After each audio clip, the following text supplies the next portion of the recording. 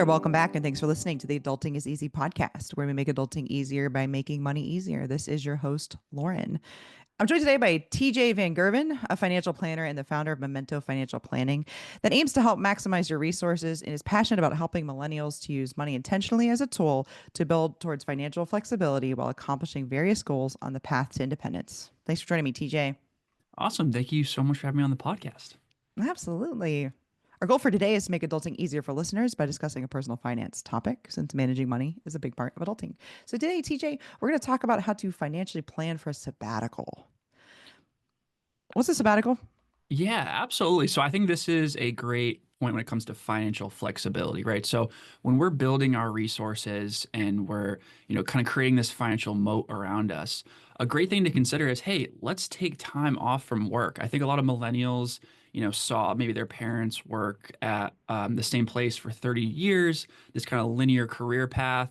Right. And then they retire and then maybe they look back and think, well, maybe there's some things I wanted to do, that I could have done if I had, used my resources along the way. So really a sabbatical is just taking, a period of time off. Typically, I would say anywhere from 3 months to 12 months for a sabbatical. And we'll talk a little bit about the differences as opposed to like financial independence or mini retirement. But, it's really more of an agreed upon thing where your employer is giving you that time off and then you plan to come back. And so typically that's not going to be longer than 12 months. And some employers won't even allow that, which is why it's good to also consider, the financial flexibility aspect of just doing it yourself and living with the consequences of, hey, can I go get a job somewhere else? So why would you need a sabbatical? Why would you not want to just work straight for 40 years? Yeah, so that's a great question. And I think a lot of people can probably empathize with this, but, it's hard to capitalism puts its clamps on us every day, right? And we're working for these corporations and we're not really having the time to step back and think and have some clarity around maybe what our next steps are. And so, somebody that may want a sabbatical just to have some time to really think about, their course correction here. If they want to go down a different career path, if they want to, have different life experiences that they may not be able to take advantage of later in life. There's a great book that maybe some of your audience has heard with Die with Zero, this concept of, really using your resources. And, the idea is that, not waiting to have certain experiences that you're not going to be able to enjoy and derive as much, utility later in life. So it's really important to think about, money as a tool over the course of your lifetime. And really what I try to do as a financial planner is, give people permission and educate them on the trade-offs of like, hey, you can do this. You have the resources. If we have a plan in place where you do go back to work at a certain time and get back to these kind of traditional personal finance habits that you're still going to be able to retire. You're still going to be able to achieve financial independence, but you're able to actually do things when you're younger, healthier, less responsibilities, etc. Yeah, so Die with Zero has now come up on two episodes in a row, actually. So, Really? yes, and I read it. My mom stole it. I don't like I'm like, "Are you reading it?" I don't even think she's reading it, but she doesn't want to give it back, which I'm taking as a good sign because maybe she's going to use what she's learning in there to gift a little bit. There you But go. really the whole idea with Die with Zero, and we talked about this a little bit last episode, but we didn't go into super detail, is and it was very eye-opening for me because it basically says like your 30s are the best time to do things because you should sacrifice in your 20s because the time value of money is so valuable in your 20s, and in Right. your 30s you still have most of the physical capabilities that you had in your 20s to do things and to accomplish things, and you have your health and you have your mobility and all of those things. And so would you say that that's a good time to do a sabbatical? Yeah, absolutely. And I kind of, came to this intuitively myself. I feel like my 20s, I definitely tried to, I still had a good balance, I think, overall, but I definitely pushed myself trying to get ahead. And now 30s, feel pretty financially comfortable. And so, yeah, I think that's a great time, especially. I mean, it depends, obviously, your responsibilities, things like that. But yeah, especially if you don't have children, or maybe you're planning to have children, but you're not quite there yet, this is a time to definitely consider doing those things because, I mean, obviously cost of daycare, things like that, can pay for trips right there. So I think 30s is definitely a great time. Like you said, you have your health, you have a little bit more financial resources. Hopefully, you're a little bit more into your career at that point. So, as a financial planner, is this something a lot of your clients are doing, sabbaticals? Is this something that they're coming to you asking about? Yeah, so I try to I niched down my practice a couple years ago around equity compensation. So maybe you get stock options or RSUs and you have a liquidity event. And so sometimes clients will have a substantial, liquidity event where they can really use their resources to take time off. So, a lot of times that is a consideration is like, hey, do we want to take some time off? This may be more geared towards like mini retirement, situation because you're not really having a conversation with your employer about like, oh, I'm going to come back in a quarter or 3 months, right? It's more like, do you have the confidence that you have a skill set that you can gain employment? Or a lot of times, what I'll see is in a dual income household, one person will take time off, or one person will do some kind of self-employment, right? Income where they're contracting, things of that nature. So that's very common. And if you're in a dual income household, that is a great opportunity to use each other as far as like thinking as a joint unit, thinking about your cash flow needs, thinking about from a tax planning perspective. So it is very common for one partner to take time off. For both is definitely a little bit more of a burden. But I always encourage people if they have the resources and they really feel like they need a change to take that leap of faith, to take some step back, to understand kind of the bandwidth there. And again, that life is, short and long in some regards. If you do take that longer term time horizon, I like to use age 100 because it's a nice round number when we start financial planning conversations. It's like, hey, if we live to age 100, you may live longer than that. Who knows with healthcare advances, technology, etc. You're going to have this, if you're in your 30s, you still have a 30-year earning trajectory, right? Where you can borrow from your future self. And if you have investments in non-retirement accounts, like a taxable investment account, you can use those resources. So, and that's why it's a great thing to invest outside of your retirement account. So I think it's becoming more popular with millennials in general. And I think there just becomes a point where people need a break. Yeah, totally agree. I think burnout is definitely something that the millennial generation is dealing with. I'm sure prior generations dealt with it, but Yeah. they dealt with it silently, like they dealt with everything, and we're sort of talking about it. So, Yeah, exactly. Struggled in silence. yeah, so something my husband and I have done at different times when we've left jobs is we've each taken a month off, which is nice. Like just for little things, you're like, man, I'm gonna go to the dentist, I'm gonna go to the doctor, I'm gonna do this, I'm gonna read a book, you could like kind of catch up on all these like little chore type things. But Yes. having taken I've been off work for the last year and a half, Oh, and I will amazing. say like I have finally am at this point my life is like it's been full and empty and full again, and I have this new, like I've been playing like a ton of tennis, I'm back in therapy, I'm reading It's books awesome. for fun and not just self-help type books, which I'm still reading those, right? So all of those things. I am considering going back to work in January. I do manage our rental properties, but we've sold some, and it's not as daunting as it used to be. We're at a really nice sort of equilibrium point there. So, anyways, I'm just saying there is a difference between, in my experience, my personal experience, between 1 month and a year and a half. But I wanted to Definitely. ask, mini retirement. I've heard that. I've heard sabbatical. What's the difference?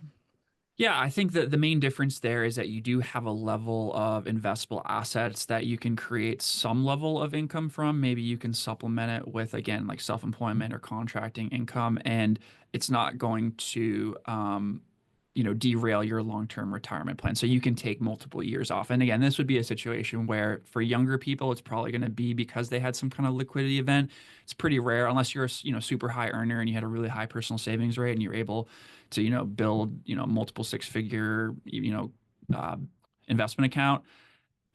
It's going to be difficult to do. And so, again, so if people are, I'm sure you've talked about financial independence before on your podcast, this concept. So, the general rule of thumb, I'm sure you've heard of like the 4% rule. So, this is based on historical returns of like a 60% stock, 40% bond portfolio. But basically, it says that like if you extract 4% of your investable assets, so let's say you have $1 million and you pull out 4% a year, you have a pretty good chance that you're not going to run out of money over the course of your lifetime, and you can increase that with inflation. So basically, now again, it's just a general rule of thumb, and you still need to have a substantial cash reserve in place. But basically, with a mini retirement, this would be taking multiple years off and using your investment assets to supplement your income. Got it. That makes sense. And that's not a die with zero. The 4% thing is not the die with zero No, plan, no. right? I just Because want to with make sure. 4%, yeah, it's a great point that you bring up because with that 4% rule, that actually means you never dip into the principal of your investment assets. So you're increasing what you're taking with inflation, that 4%, but you also die with this pile of money. And so this is actually a problem for retirees a lot in the traditional financial planning, financial advising space. And there may be some conflicts of interest that lead to this, but basically a lot of retirees Mm, will die with a substantial amount of money. And that they talk about that in the book as well, right? This idea yeah. that underspending is actually a problem that you can have in retirement. And that's why Die with Zero says, give your kids money by the age of, I don't know what it was, 36 or something. Mom, Dad, I'm Yeah, 35. I'm So waiting for my just gift here. What's going on? my parents do a really good job of they supplement a ton of vacations. They give us very nice Christmas gifts in the form of cash. They do some of that. Sure. They're well aware, especially because my mom has the book on her nightstand that they could do. Well, hey, at least they're aware. I mean, there's a lot of people, and obviously there's the scarcity mindset around it. I totally understand that people have worked. It's very hard to like live below your means your whole life, save and invest, and then Yeah. switch that Oh yeah. to going towards distribution, right? But if they can recognize that, hey, like we're gonna have enough, we've done the math, whatever, and then we can also give money to our children when they can benefit from it more, because right later in your life you're gonna have more money, you're not gonna need it. So. Right. And my grandmothers are both still alive. And so I've told my parents that. I'm like, you realize you haven't inherited from them yet. And you're in your like mid 60s, right? Like that's what we're talking about here. But Yeah. anyways, okay, And we're off the beaten path here. one thing I wanted to point out before, and maybe we're going to talk about this too, but there's also like financial planning considerations when you're taking a sabbatical or when you're doing a mini retirement. There are technical things you can do to still kind of maximize the efficiency of your resources. Doing things like Roth conversions, considering realizing capital gains if you're in the 0% capital gain bracket. There's a lot of different things you can do, and so this could be an opportunity to still make financial progress. Oh, interesting. Okay, say more. Yeah, so basically, it depends if you're, single or married filing jointly, but there's going to be a certain level of taxable income. I believe it's like around 45,000 of taxable income for a single person, where you're in the 0% capital gain bracket. So if you've been sitting on positions in your individual taxable account that have substantial unrealized gains, you can sell that, harvest those gains, and pay 0% federal capital gain tax on that. So then again, when you go back to earning, instead of selling when you're earning and you're in that 15% or 20% long-term capital gain bracket, you just avoided that taxation. Another thing to consider too is if you've got a lot of pre-tax money in your traditional IRA or traditional 401k, this is money that hasn't been taxed yet. If you're in that lower income tax bracket, considering converting at maybe the 10%, 12%, 22% bracket, and then paying the income taxes on it, you do have to have the cash available for that. But then you're shifting money to your Roth account, which is going to give you flexibility for later in life. Um, Because you can do that before you're 59 and a half, as long as you're moving it to another retirement account. that's correct. Yeah. So Yeah. anybody can do a Roth conversion at any time. You just have to pay the taxes with money from your bank account. You can't use money from the retirement account. Otherwise, that would be penalized. Yeah, my husband did that right before we got married, knowing once he married me, we'd have to go to backdoor Roths and he couldn't have a traditional IRA. But anyways, Yes. that's the one side there. So how do you communicate this idea of the sabbatical to people around you, like your job, your family? How do you set yourself up for that? Yeah, I think, less concerned about the employer, obviously, unless you want to go back to the employer. I think it is becoming more rare that employers are going to be like keen to that. And I think millennials are just changing jobs so much anyways Yeah. that like you shouldn't. I would really encourage you to, again, build your financial moat and not have a ton of loyalty to your employer just because they don't have a ton of loyalty to you. So it's really more about like how you feel mindset wise. And then obviously, if you're in a partnership relationship, like that you and your partner are on the same page, and just understanding that you have a plan, right? It can be pretty simple, just as far as like having a set amount of like cash equivalents for the amount of months you want to take off, and then just thinking about the big thing is always going to be, are you able to gain employment with your skill set once you kind of return from that sabbatical? So, I think, some people may push back. I think that like society, right, your friends might be like, oh, you're unemployed now, like, Yeah. and making fun of you, things like that. Story of my life. Yeah. Yeah, you don't know how it goes, right? So it's like maybe there's some kind of societal pressure where people are like, oh, you're being lazy, you're not employed. But it's like, Right. you at the end of the day, like it's your life. You gotta do what's best for you and your family, whatever. So it just comes down to your personal mindset, really. I bet if you did the sabbatical, like take 3 months in between jobs, I bet some people would be really intrigued and like that you would then make other people consider doing it and they'd be Yeah. asking you how you did it. Yeah, absolutely. I mean, I have not a client, but a friend who recently kind of, I wouldn't call it sabbatical. He just quit his job, but he has resources saved up. And it's like, it's funny now, a lot of our other friends are like, oh, maybe I'm going to do the same thing. And it's like, Yeah. I mean, now we don't know what everyone's financial situation is, right? Yeah. Obviously you do want to be Don't responsible. don't And do it on this, a credit card. yeah, don't be borrowing money. And I mean, again, this is why if you are responsible with your finances in your 20s, 30s, etc., where you're living below your means, you have a substantial personal savings rate, you're building some non-retirement investments, you can use this money. It is there as a tool. At the end of the day, just accumulating for accumulation purposes is not really the goal.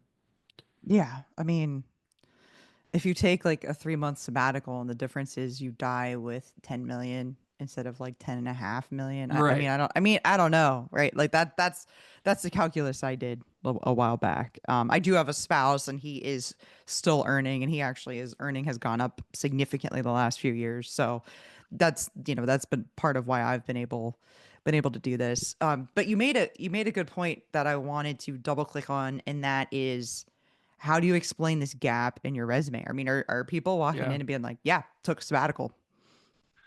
Yeah, it's a good question. I have some clients that are on more of the mini retirement track, and I don't know. I mean, they've been also pretty blessed with significant windfalls, but we'll see how it turns it turns out if they do decide to go back into the job market. But like I said, you always have an option to go down the self-employment route and do some kind of more contracting work. Usually, people are more receptive to that as far as if you've taken time off. But yeah, it's going to be something that you're going to have a story about. I mean, obviously, like it seems like you've been pretty productive, right, with your time that you've taken off. So, I think sometimes people also realize that they're not comfortable with having so much free time. And I don't know if you like how you felt about that, but just thinking about, um, it, learning you might find you're bored, and then that's its own kind of challenge that you need to figure out, like, hey, do I even really want to be and that's why I like to talk about work optional, right, as opposed to financial independence. Just because you've achieved financial independence doesn't mean that you don't have to work. It's work optional. Right. Exactly. Yeah, I'm trying to think, boredom. I don't know that I have felt particularly bored. There's definitely been more time to fill, but my dad retired like 6 months ago, like almost a year into when I left my job. And so like I've been like hanging out with my parents like nonstop. It's And my awesome. sister is still in college. And so she has even if she has school in the summer, she comes home quite a bit. And I've got the winter break and spring break with her. And so it's been just a ton of family time. My brother has a 4 year old, 2 year old, and a newborn. Oh Been wow. chilling with them, seeing my grandmas. Like it's been really good. I will say I was surprised. I thought I would miss it more, and I didn't realize that I was a salesperson. I sold training to the bottom half of the Fortune 1000 for my career, and I thought I would miss having that as part of my identity because I think it sounds pretty cool. But I'm Sure. like, I still did that. Right? Like it's still part of my past. It's still part of who I am. I still, I think, have a lot of sales chops if I wanted to go back out in the world and as a salesperson, right? So Yeah. I didn't miss it as much as I thought I would. I probably have had days where it's like, wow, I have more time than I thought I would. But then there's times where like a month will go by and I'll be like, I don't know how I ever did have a job. It's been it's been a wild kind of like roller coaster of emotions and things like that for the last year and a half.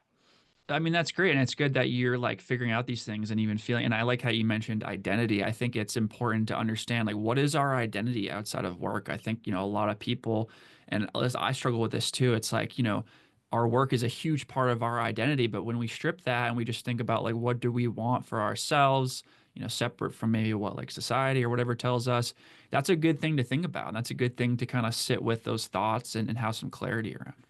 Because you're going to retire anyways. Right. I mean, presumably.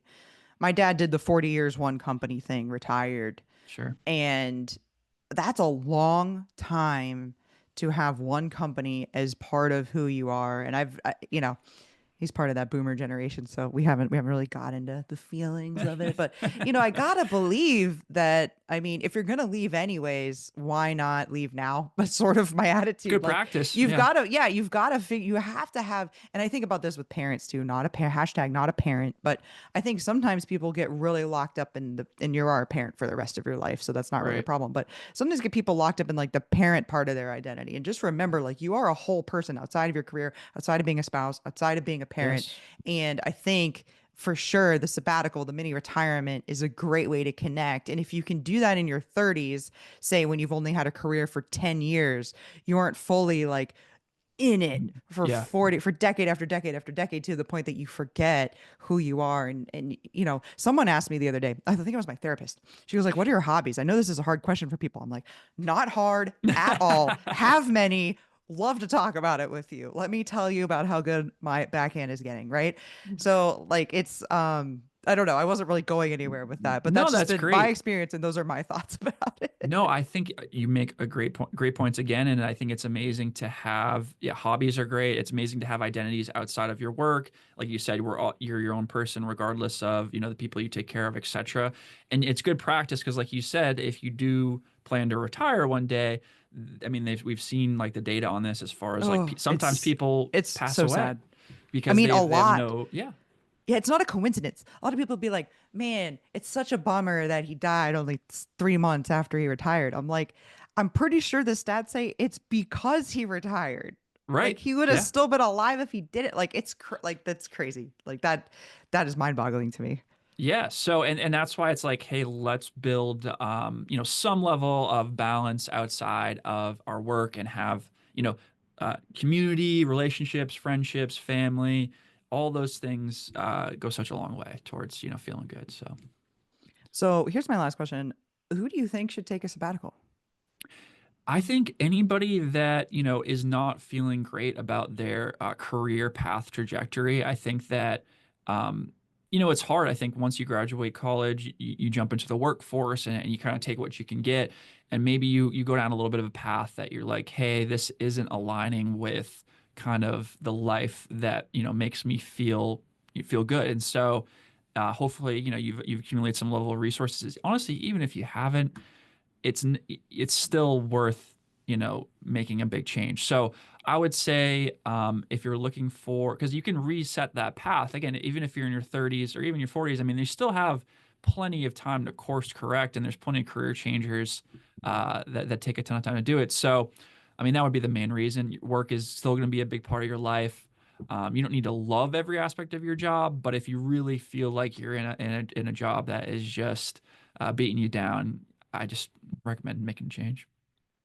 And I think it's a great pit stop even on the way, even if you're going for that fire movement, the financial dependence, retire early or become work optional or Yeah, coast fire or whatever.